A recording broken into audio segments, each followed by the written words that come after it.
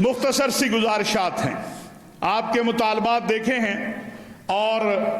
جو ہمارے مفتی صاحب ہیں یہ تو کسی کے ساتھ کمی کرتے ہی نہیں ہیں، بڑے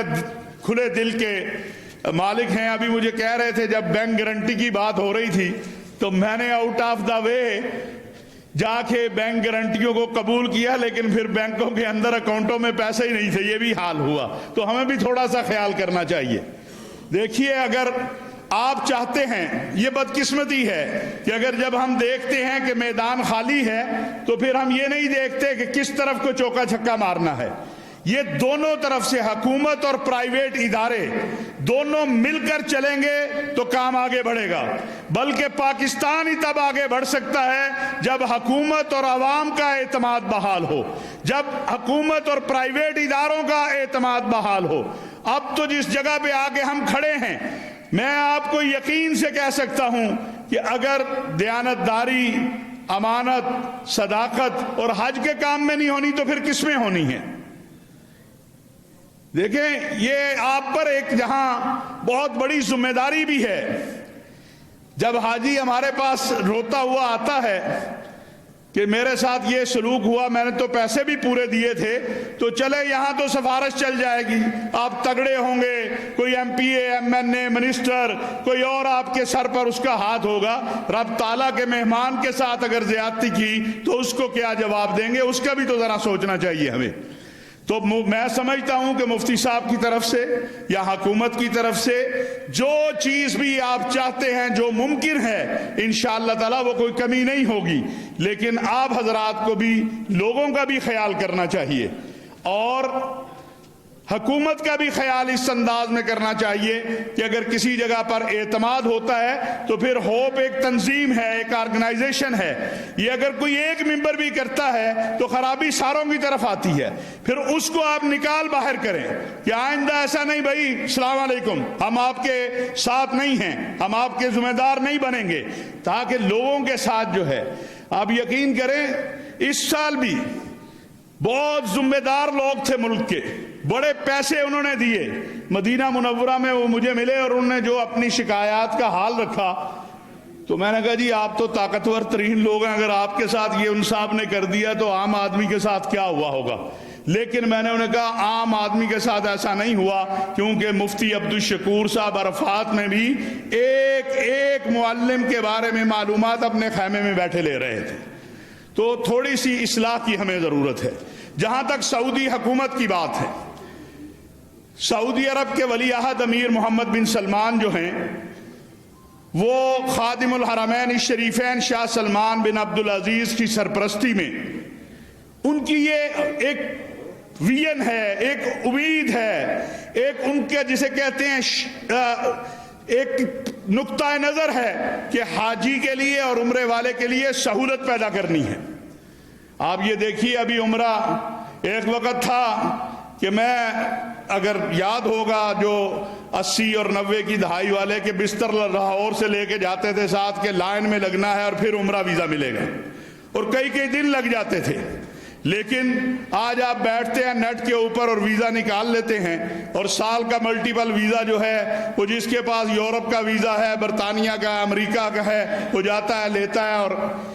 ان کی موجودہ سعودی قیادت کی یہ سوچ اور فکر ہے کہ ہم نے ہر طرح سے سہولت مہیا کرنی ہے۔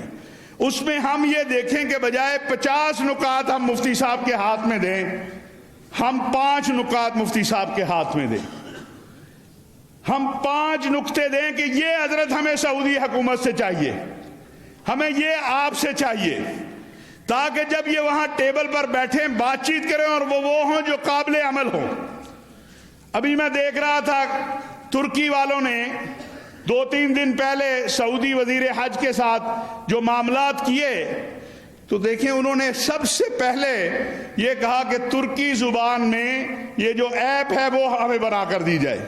تاکہ ہمارے حاجی کو مشکل نہ ہو زبان کی۔ دوسرا، یہ جو میڈیکل یہ آپ ختم کریں، اب تو کرونا ختم ہو رہا ہے، وہ ساری چیزیں جو چھوٹی چھوٹی لگتی ہیں لیکن بہت بڑی ہیں، اور وہ ساری انہوں نے مانی ہیں، اور اس کے اوپر جو ہے کام شروع ہوا ہے۔ آپ معاون بنیں انشاءاللہ، باقی تو مجھے نہیں پتا، لیکن جب تک مفتی صاحب موجود ہیں اللہ کے فضل و کرم سے انشاءاللہ آپ کے ساتھ پورا تعاون ہوگا۔ جہاں تک سعودی حکومت کی بات ہے، ہم جس قابل ہیں، جو کر سکتے ہیں انشاءاللہ تعالی، میں کل جا بھی رہا ہوں سعودی عرب، کچھ ذمہ داروں سے بھی انشاءاللہ ملیں گے، باقی بھی اگرچہ یہ میرا ذاتی جو ہے سفر ہے، لیکن جو آپ کی جائز بات ہوگی اس کے لیے جس دروازے پہ بھی جانا ہوگا ہم اس دروازے پر جائیں گے، اس کو کھٹکھٹائیں گے، اپنے حاجی اور اپنے زائر کے لیے اور اپنے عمرے والے کے لیے جو اللہ کا مہمان ہے، جو سہولت ممکن ہوگی انشاءاللہ لینے کی کوشش کی جائے گی۔ لیکن ایک آخری بات کہنا چاہتا ہوں کہ دیکھیے، ایک بڑی بدقسمتی یہ ہے کہ ہم کاروبار بھی کاروباری طریقے سے نہیں کرتے، اس کی طرف ہمیں توجہ دینی چاہیے۔ پرائیویٹ پاکستان کے اندر آنے کے لیے میں آپ کو حلفاً بات کہہ رہا ہوں، حلفاً، کہ عرب اسلامی دنیا کے انویسٹر اور کمپنیاں تیار بیٹھی ہیں۔ آپ کے ملک میں عدم استحکام، جو سیاسی عدم استحکام ہے، یہ کسی کو نہیں آنے دے رہا۔ ابھی سعودی ولی عہد نے یہاں آنا تھا اور بھی ملکوں میں جانا تھا، انہوں نے باقی جگہوں پہ بھی اپنا دورہ ایک دو ملک میں نہیں گئے، یہاں بھی نہیں آئے، لیکن یہاں ایسے پھر یہ ہمارا جو ذرائع ابلاغ ہے ان سے بڑی ہاتھ جوڑ کے میں عرض کرنا چاہتا ہوں، بالخصوص یہ جو سوشل میڈیا ہے، یوٹیوبر حضرات، اور کہ یار دوستوں کے حوالے سے بات کرتے ہوئے کچھ خیال کر لیا کرو، جو جس کا دل چاہتا ہے چلا دیتا ہے۔ یہاں سعودی سفارت خانہ موجود ہے، اس کا میڈیا سیکشن موجود ہے، آپ کو کوئی بات کسی بھی ملک کے بارے میں کرنی ہو تو اس کے میڈیا سیکشن سے آپ پوچھیں، ان سے بات کر لیں، جو جس کا دل چاہتا ہے وہ بغیر سوچے سمجھے۔ اور یہ ماننا پڑے گا کہ جب بھی ہم مشکل میں آئے ہیں، سب سے پہلے یہ ہمارے سابق وزیر اعظم صاحب موجودہ قائد حزب اقتدار ہیں سینٹ میں، ویسے بھی اللہ تعالیٰ نے ان کو اسپیکر رہے، بہت مناصب پر رہے ہیں، یہ اس بات کی تصدیق کریں گے کہ جب بھی پاکستان پہ کوئی مشکل مرحلہ آیا ہے، سب سے پہلے جو آپ کے ساتھ آگے کھڑا ہوا ہے وہ مملکت سعودی عرب ہے، سب سے پہلے۔ آج اگر ہم ایٹمی قوت ہیں تو اس میں بھی ہمارے یہ عرب اسلامی دنیا کا تعاون ہمارے ساتھ تھا۔ جب ذوالفقار علی بھٹو شہید رحمت اللہ علیہ پہلی بار گئے تو شاہ خالد نے انہیں کہا تھا کہ پیسے کی آپ کو فکر نہیں کرنی ہے، باقی اپنا کام آپ کریں،